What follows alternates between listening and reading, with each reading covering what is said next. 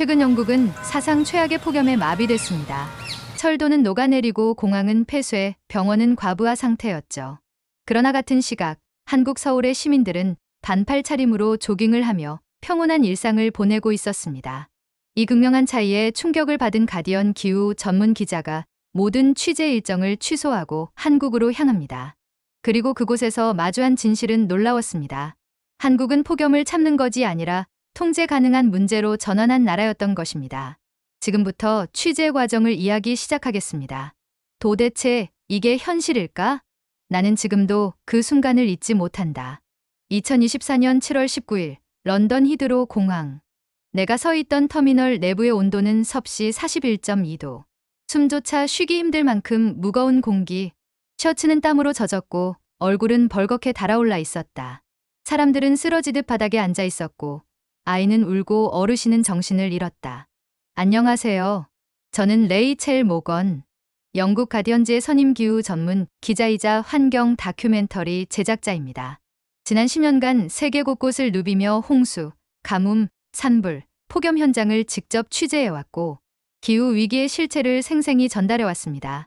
하지만 그날처럼 제 조국 런던이 말 그대로 녹아내리는 모습을 본 건 처음이었습니다. 사실 그날 저는 스페인행 비행기를 기다리고 있었습니다. 남유럽의 극심한 폭염이 뉴스의 헤드라인을 도배하고 있었고 그곳 시민들이 어떻게 이 위협에 맞서고 있는지 직접 보기 위해 떠나려던 참이었습니다. 그러나 제 손에 들린 스마트폰에 뜬 뉴스 알림은 제 계획을 완전히 바꿔놓았습니다. 킹스크로스역 철로, 폭염으로 인한 변형 발생. 전 노선 운행 중단. 루턴 공항, 활주로 표면 연화로 인해 모든 이착륙 금지. 잉글랜드 남부, 도로 녹아내려 긴급 폐쇄. 이게 정말 영국인가? 우리가 기후 선진국이라 자부했던 나라의 모습이 이렇게 무력할 수 있을까? 그 순간 친구 하나가 보내온 짧은 영상 메시지가 도착했습니다. 레이첼, 서울은 지금 천국이야.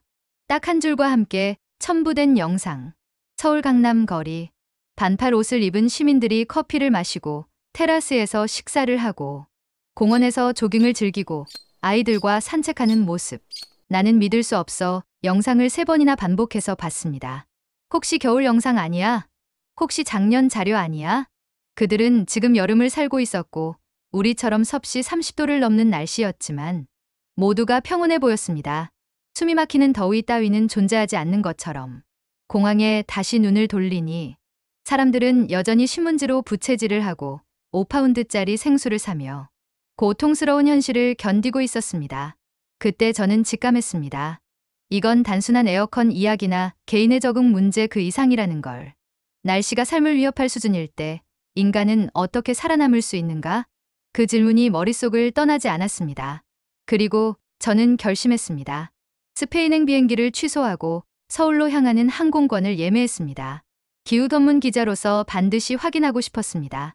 도대체 한국은 어떻게 이 무더위를 평범한 일상으로 바꾼 걸까? 서울행 비행기까지 남은 시간 동안 계속해서 친구의 메시지를 다시 보며 스스로 되물었습니다. 왜 런던은 녹고 있는데 서울은 평온할까? 왜 우리는 더위에 항복했는데 그들은 거리를 활보하고 있을까? 혹시 우리가 뭔가를 놓치고 있는 건 아닐까? 그때는 몰랐습니다. 이 선택이 제 인생을 완전히 바꿔놓을 거라는 사실을. 기후변화를 피할 수 없는 현실이 아니라 극복 가능한 과제로 바꿔낸 나라. 그 해답을 한국에서 찾게 될 줄은 정말 몰랐습니다. 인천 두께공항에 도착하자마자 느껴진 숨 쉴 수 있는 공기. 공항 안은 마치 거대한 냉장 공간처럼 쾌적했고 화장실, 대기실, 심지어 입국 심사장까지 한결같은 시원함이 유지되고 있었습니다. 그 순간 저는 카메라를 꺼내 이렇게 말했습니다. 여기는 서울 인천공항입니다. 믿기지 않겠지만 이곳은 정말로 살 수 있는 여름입니다. 그리고 저는 결심했죠. 기후 위기 속에서 살아남은 도시, 서울의 비밀을 밝혀내겠다고. 영국뿐 아니라 전 세계를 위한 해답이 이곳에 있을지도 모르니까요. 서울에 도착한 첫날, 저는 마치 미래 도시에 발을 디딘 기분이었습니다. 인천공항에서 내리는 순간 가장 먼저 제 머릿속을 때린 것은 온도였습니다. 섭씨 32도라는 숫자는 제게 익숙한 재난의 온도였습니다. 런던에서는 이 정도 온도면 버스 안에서 탈진자가 발생하고 응급실은 혼잡해지고 거리에는 누워있는 시민들을 볼 수 있는 수준입니다. 하지만 서울은 달랐습니다. 이 온도에서조차 모두가 일상을 이어가고 있었습니다. 에어컨이 빵빵한 공항 열차에 올라타자 곧바로 새로운 놀라움이 다가왔습니다. 차량 내부는 쾌적 그 자체였습니다. 숨을 쉬는 것이 이토록 편안할 수 있다는 사실이 그저 감동적이기까지 했습니다. 기본적인 편애가 아닌 기본적인 존엄이 지켜지는 공간. 제 옆에 앉은 한 승객에게 물었습니다. 혹시 서울의 버스나 지하철에도 모두 에어컨이 있나요? 그는 조금도 망설이지 않고 답했습니다.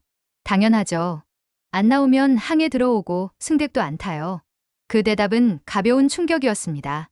한국에서는 대중교통 냉방이 기본 서비스로 인식되고 있었던 겁니다.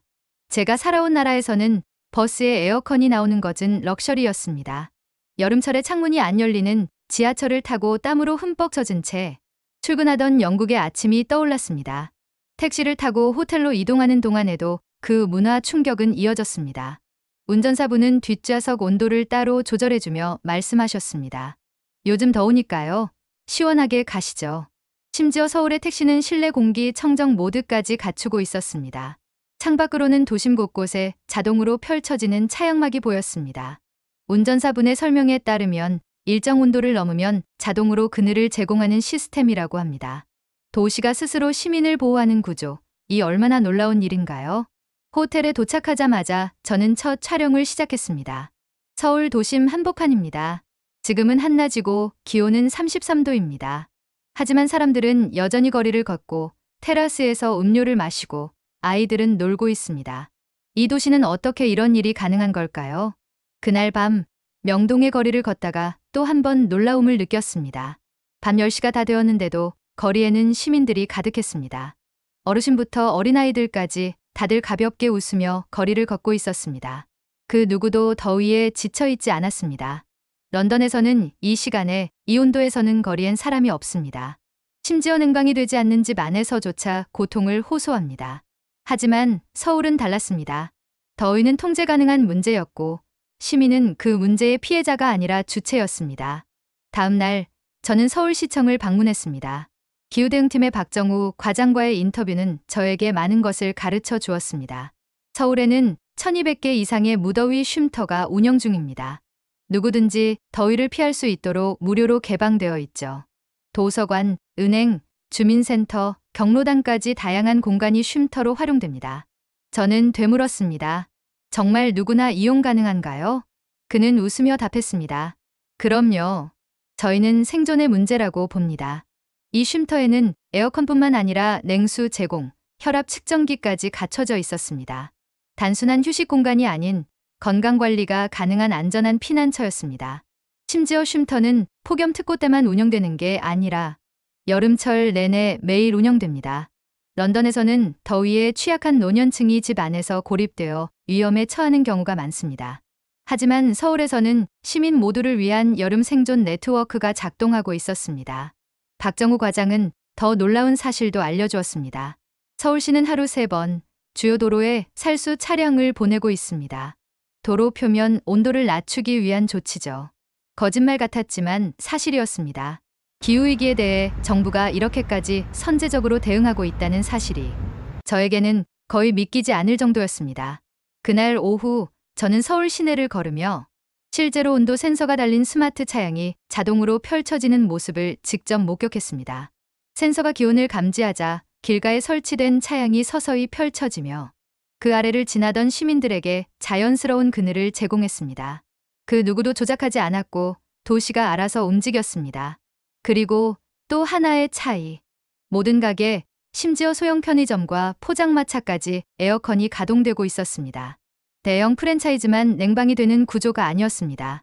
서울은 도시 전체가 냉방의 연결망으로 짜여 있었던 겁니다. 한국의 시민들에게 물어보았습니다. 왜 이토록 많은 냉방 설비가 가능하죠? 전기 요금이 부담되지 않나요? 대부분의 사람들은 이렇게 말했습니다. 에어컨은 선택이 아니라 생존이에요. 정부가 지원해주고 요즘은 전기세도 크게 부담되지 않아요. 이건 단순히 전력 공급의 문제가 아니었습니다. 사회적 합의의 문제였던 겁니다. 런던에서 누군가가 모든 대중교통에 냉방을 설치하자고 주장하면 반드시 세금 낭비다라는 반발이 따라옵니다. 하지만 서울에서는 그게 너무도 당연한 권리처럼 여겨지고 있었습니다. 이틀 만에 저는 이미 확신하게 되었습니다. 한국은 기술이 뛰어나서가 아니라 사람을 보호하겠다는 의지가 있었기 때문에 이 시스템을 만든 것이었습니다. 기후변화가 만든 무더위는 전 세계의 문제지만 그에 대한 대응 방식은 나라마다 극명히 달랐습니다. 서울은 더위 속에서도 일상이 유지되는 도시였습니다. 숨이 막히는 런던과는 전혀 다른 모습이었고 그 차이는 단순히 돈이나 기술이 아니라 무엇을 우선순위로 둘 것인가에 대한 결정의 결과였습니다. 이제 저는 더 깊이 들어가야 했습니다. 이 모든 시스템이 어떤 구조와 에너지 정책 위에 놓여 있는지, 그리고 정말 이게 지속 가능한 시스템인지 확인해 봐야 했습니다. 그리고 바로 그 다음 날 저는 서울에너지경제연구소를 찾았습니다. 그곳에서 저는 한국이 어떻게 전 국민의 냉방 권리를 지켜내고 있는지 충격적인 진실을 듣게 됩니다. 서울에 도착한 지 나흘째 나는 도시가 단순히 시원하다는 인상 이상의 체계를 갖추고 있다는 사실을 분명히 인지하게 되었다. 그리고 그 시스템이 어떻게 작동하는지를 이해하기 위해 서울시청과 에너지 전문가를 직접 찾았다. 내가 가장 궁금했던 건 단 하나였다. 이 모든 냉방 시스템은 어떻게 지속 가능하게 유지되고 있는가? 서울시 기후대응과 박정우 과장은 회의실에 나를 맞이하며 이렇게 말했다. 한국의 냉방 체계는 에어컨 보급 그 자체보다도 그것을 감당할 수 있는 인프라와 정책의 조화에 기반을 두고 있습니다. 단일 기술이 아니라 도시 전체가 움직입니다. 나는 곧바로 질문을 던졌다. 서울처럼 전 도시가 냉방 시스템으로 촘촘히 구성된 사례는 세계적으로 드뭅니다. 어떻게 이런 구조가 가능했습니까? 박 과장은 자료 하나를 꺼냈다. 출발점은 1994년 폭염입니다. 수백 명이 무더위로 사망했고 이 사건 이후 한국 사회는 더위라는 자연현상을 제어 가능한 위험으로 보기 시작했습니다. 그때부터 정책과 예산이 달라졌습니다. 그의 설명에 따르면 서울시는 에어컨을 생존 인프라로 간주했다. 무더위 쉼터를 비롯해 모든 공공건물과 대중교통의 냉방 설비를 법적으로 의무화했고 이후 민간 영역에도 이 원칙이 확산되었다. 대형 프랜차이즈 매장뿐 아니라 골목의 작은 식당과 편의점, 심지어 공중화장실까지 모두 일정 기준의 냉방을 유지하도록 행정지도가 들어갑니다. 내가 물었다. 그렇다면 이렇게 많은 전력을 감당하기 위해 어떤 에너지 체계를 운영하고 있습니까? 핵심은 에너지 다변화입니다. 한국은 원자력, LNG, 재생에너지 등 다양한 발전원을 결합해 수요에 대응합니다. 특히 여름철 피크 타임을 고려해 전력 예비율을 항상 10% 이상 유지하죠. 박 과장은 특히 한국의 고효율 에어컨 보급률을 강조했다. 국내 제조사들이 인버터 기술을 빠르게 상용화하면서 일반 가정의 전력 사용 효율이 크게 향상됐습니다. 같은 면적을 냉방해도 전력 소모는 과거의 절반 이하죠. 이후 나는 한국에너지경제연구원을 방문해 최영민 박사와 심도 깊은 인터뷰를 진행했다. 박사님, 이렇게 많은 냉방 설비가 돌아가면서도 전기요금이 국민에게 큰 부담이 되지 않는 구조가 정말 가능한 일입니까? 그는 자료 하나를 화면에 띄우며 설명을 이어갔다. 한국의 전기요금 구조는 일반적인 누진제지만 여름철에 한 해 완화된 구조로 조정됩니다. 또한 소득 하위 40% 가구에는 별도 요금 감면과 냉방 취약 계층 지원금이 지급됩니다. 나는 고개를 끄덕였다. 그렇다면 이 시스템은 복지와 에너지 정책이 맞물린 구조군요. 정확합니다. 기후위기에 대응하는 국가의 전략은 기술이나 비용 이전의 우선순위의 문제입니다. 한국은 더위로부터의 생존을 국가가 책임져야 할 기본권으로 규정한 사회입니다. 그는 추가적으로 이렇게 덧붙였다. 공공부문뿐 아니라 민간 건물에 적용되는 에너지 기준도 강화되었습니다. 새로 지어지는 건물은 고단열, 고차폐 유리창, 자동 환기 시스템 등을 의무적으로 적용하고 있습니다. 냉기를 외부로 새지 않도록 설계 단계부터 효율을 고려하는 구조입니다. 그의 설명은 이어졌다. 또한 서울시는 도심의 열섬 현상을 줄이기 위해 도로 살수 차량을 하루 3회 운행하고 있으며 교통섬과 정류장에는 스마트 차량막이 설치되어 있습니다. 이들은 온도 센서를 기반으로 자동으로 펼쳐져 직사광선을 차단하죠. 나는 직접 현장을 확인하고 싶었다. 바로 다음 날 서울의 구청 단위 열섬관리 시스템을 동행 촬영했다. 실제로 도로 살수 차량이 주요 교차로를 지나며 물을 분사하는 장면. 지하철 역사 입구에 설치된 안개 분사 시스템, 건물 외벽에 고반사 코팅제 적용 현장까지 모든 것이 유기적으로 연결되어 있었다. 나는 카메라를 향해 이렇게 말했다. 지금 여러분이 보고 계신 건 단순한 장비가 아닙니다. 이건 사회 전체가 더위에 대응하기 위해 작동하는 물리적 방어막입니다. 서울의 또 다른 특징은 바로 냉방 이동성이었다. 카페, 식당, 대중교통, 편의점, 아파트 복도, 병원, 공공청사 등 어느 장소에서든 시원한 공간에서 다른 시원한 공간으로 연결된 도시였다. 특히 대중교통은 거의 예술적 수준의 냉방 품질을 보여줬다. 버스 내부는 쾌적했고 지하철은 일정 온도 이하로 자동 유지되며 기기 오작동을 막기 위한 정밀 조정 시스템이 설치되어 있었다. 나는 서울시 교통정보센터 담당자에게 물었다. 이 정도 수준의 냉방은 차량 유지 비용을 높이지 않습니까? 그는 이렇게 답했다. 에어컨은 선택이 아니라 교통안전의 일부입니다. 여름철에는 승객의 건강 상태가 운행 안전에도 영향을 미칩니다. 그래서 냉방은 필수로 간주됩니다. 그 말이 내게 크게 와닿았다. 냉방은 단순한 쾌적함의 문제가 아니었다. 시민의 건강, 안전, 이동권, 일상 그 자체를 구성하는 사회 시스템의 기본 요소였다. 이 도시에는 분명한 선언이 존재하고 있었다. 사람은 더위로 죽지 않아야 한다. 그리고 그 선언은 도시의 설계, 정책, 기술, 법령, 예산 배분의 형태로 구현되고 있었다. 나는 어느덧 확신하게 되었다. 한국은 냉방의 기술이 뛰어난 나라가 아니라 냉방을 인간의 존엄과 생존의 문제로 인식한 나라라는 것을. 서울에서의 마지막 날 아침, 나는 호텔 라운지 창가에 앉아 그간 촬영한 영상과 자료를 정리하고 있었다. 커피 한 잔을 손에 들고 바라본 창밖거리. 오전 10시가 넘었는데도 시민들은 가벼운 옷차림으로 편안하게 길을 걷고 있었다. 누군가는 반려견과 산책을, 누군가는 자전거를 타고 이동하고 있었다. 공원 벤치엔 어르신들이 책을 읽고 있었고 모퉁이 카페의 테라스 좌석은 거의 만석이었다. 기온은 섭씨 33도. 하지만 모두가 평온했고 거리 전체가 마치 더위를 인식조차 하지 않는 세계처럼 보였다. 나는 다시 한번 카메라를 켰다. 이곳은 서울 도심 한복판입니다. 현재 기온은 런던 기준으로는 재난 수준이라 불릴 수 있는 33도. 하지만 이 도시는 지금도 일상을 이어가고 있습니다. 사람들은 밖에서 활동하고 소통하고 웃고 있습니다. 이 장면 하나가 제가 찾던 모든 답을 담고 있는 듯합니다. 내가 서울에서 체험한 것은 단순한 냉방 기술이나 고효율 시스템이 아니었다. 그것은 어떤 사회가 인간의 생존을 어떻게 다루는가에 대한 결정이었다.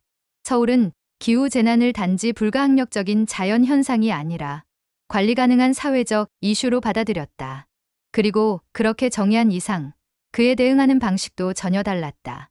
에어컨은 사치가 아니라 권리였고 시원한 공간은 혜택이 아니라 기본 조건이었으며 무더위로부터의 안전은 개인의 인내가 아니라 사회의 책임이었다.